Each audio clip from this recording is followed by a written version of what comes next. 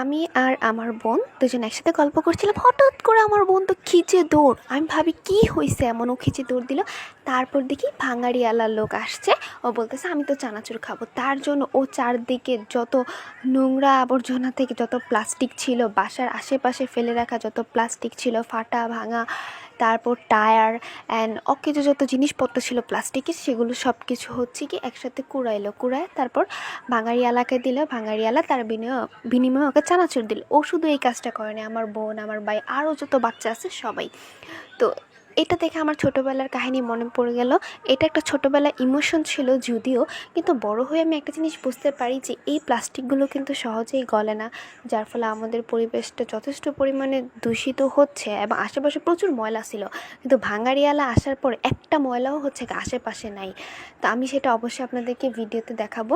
মানে ময়লা হচ্ছে গিয়ে মূলত প্লাস্টিকের ময়লাগুলোই তো পচে না, গলে না, বাকি সব ময়লাগুলো পচে যায়, গলে যায়, কিন্তু যখন এই ভাঙাড়িওয়ালা আসে তখন আর এই ময়লাগুলোও থাকে না। তো এই রিসাইকেলের ব্যাপারটা আসলেই অসাধারণ, পরিবেশটাও সুন্দর থাকে,